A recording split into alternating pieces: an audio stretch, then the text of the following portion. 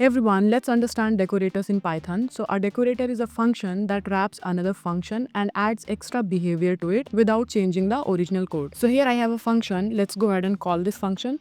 So if I call this function, I will get the message that I have in my base function. But now I want to add extra behavior to this function without changing anything inside this function. So maybe I want to add a colorful wrapping paper to my gift, or maybe I want to add a ribbon as well. And let's say if I also want to add a greeting card. So all of that is extra behavior that I want to add to this function, but without changing anything inside this function. And exactly for that, we are going to create decorators. So let's go ahead and write a function, and then we will make that function our decorator, so that we can use the decorator in the base function. So I'll define a function. Let's call it add wrapping paper.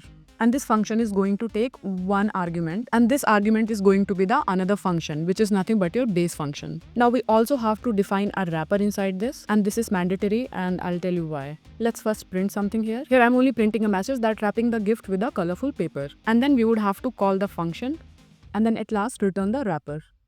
So let's understand it. So this line is basically our decorator function, and it is taking one argument, and that argument is going to be another function. So in our case, this argument is nothing but this function, the base function. And then inside this decorator function, we have defined another function called wrapper. And the reason that we have defined a wrapper function here, because we want to control what happens before or after the original function runs. So whenever your function is getting called, from here we can control if there is anything that you want to do before your function runs, or if there is anything you want to do after your function has completed running. So in short, if there is any before and after logic that you want to include, can be kept inside this wrapper function. And of course, this is the new behavior that we are adding. And then here, this is calling the original function that was passed into the decorator. And of course, in our case, it is this one, pack gift. So by doing this, we are actually telling Python that, okay, now do the original task. So this is the extra behavior that you have added. Now do the original task, which is nothing but what is defined in the base function. And then we return this new wrapper function and not the original one. So Python now uses this wrapped version instead. Now as we have the decorator function ready, now we can go ahead and use this decorator function as a decorator just above the base function. You have to put @ and then the name of the decorator function. So this is like a Python's shorthand. Basically this means that take the packGift function and pass it to add wrapping paper function and replace it with the return function, which is nothing but this. So now if we go ahead and run this code, although you have to call the base function because your decorator is anyway taking your base function and passing it to your decorator function. So now if I go ahead and run this, so here now you can see that it first prints the wrapping message from the decorator, and then it runs the actual packGift logic with this. Now let's go ahead and add another decorator function. So this time we will add a ribbon to the gift. I'll define another decorator function. I'll call it add ribbon, and here also in the argument we will pass the function as in the parameter, and here as well we would have to define the wrapper. There's one more thing that I want to show you before this. So let's say what happens if I remove the wrapper. So I'll remove this wrapper, and I will also remove the function call from here. And if I save and run this, you will still see the output. So what does this mean? It means that even though you're not calling your base function, it is still getting executed, and we don't want that to happen, right? And that is why we are adding wrapper. So let's move on and create another decorator function. We'll take the function as the parameter. We'll define the wrapper. Here also let's give a print statement. I'll say adding a fancy ribbon on the top, and then we'll call the base function, and at last we will return the wrapper. Now we have this decorator function ready, so I'll add this also as the decorator before the base function. And now if I save and run this, so here you can see that it has run from bottom to top, but your function has of course executed from inside out. So here is what actually happened here. So the packGift function, which is your base function, gets passed to add wrapping paper, which is going to basically return you this wrapper 1, right? And then wrapper 1 gets passed into add ribbon, and then it returns you wrapper 2. So basically when we are actually calling this, we are really calling wrapper 2, which is actually calling wrapper 1, which calls the actual packGift. Now let's go ahead and add one more decorator. We will just define the decorator function. I'm going to add card along with the gift. We'll pass the function, we'll define the wrapper, and let's print something here. I'll say placing a greeting card on top, then we'll call the function and we'll return the wrapper. Now let's take this and add it to the list of the decorators that we have called in the base function. If I save and run this now, we can see that the card got added. So here basically every decorator is a new layer that wraps around the original. So you can chain as many as you like, and your actual function stays clean and focused on its job. So we did not change anything in the actual function. Let's also see how you can pass arguments to these decorators. So let's say here in add card, I want to add custom card, as in I want to give some sort of custom message. So let's go ahead and modify this function, or I'll just go ahead and create a new one. So let's say add custom card, and here we want some sort of message, but inside this the structure would be the same. So you need to define the decorator function and you need to add the wrapper. And let's define the decorator function.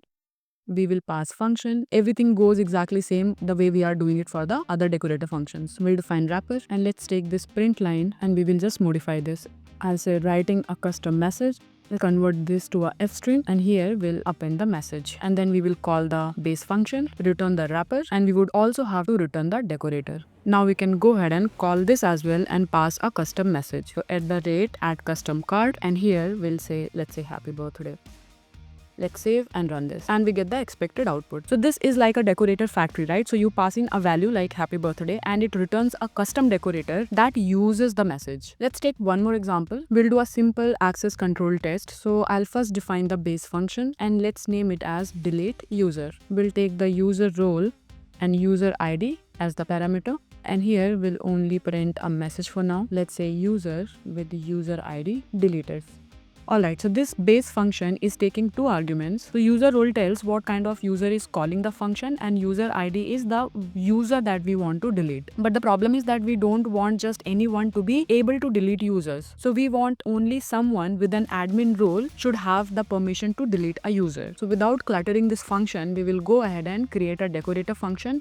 And then later on, we will just decorate this base function with that decorator. So let's go ahead and create the decorator, and we will call it as require admin. So give it a name as require admin. And here we'll pass the function. Let's define the wrapper, and the wrapper will take user role. Let's also give args and quarks as in the arguments and keyword arguments, so that if there are any multiple arguments passed inside this, it should be able to accept it. Now this is where we'll write our validation. So if user role is not equals to admin, then we'll simply print access denied and then return. Will not allow anybody who is not an admin to delete a user, and we'll return our base function here, give the user roles, and we'll also pass args and quarks here, and then finally we can return the wrapper. So let's go line by line. So with this line, we are declaring our decorator function and we are calling it require admin, and it takes one argument, which is function, which will be the function that we are decorating. In our case, it is going to be the delete user function, and inside this we define a new function called wrapper, and this function will replace the original function, and it is what Python actually calls instead. And here we are passing user role, args and quarks, so this makes the wrapper flexible enough to handle any arguments. And then here we are doing our validation. So here we are checking if the role is not admin, and if it is not, then we print access denied and stop there. We don't call the original function at all. So if the role is not admin, we are not calling the base function, because we don't have to allow anybody to be able to delete the user, right? But in the else condition, let's say if the user role is admin, right? This is the if condition and this is the else condition. What if the role is actually admin?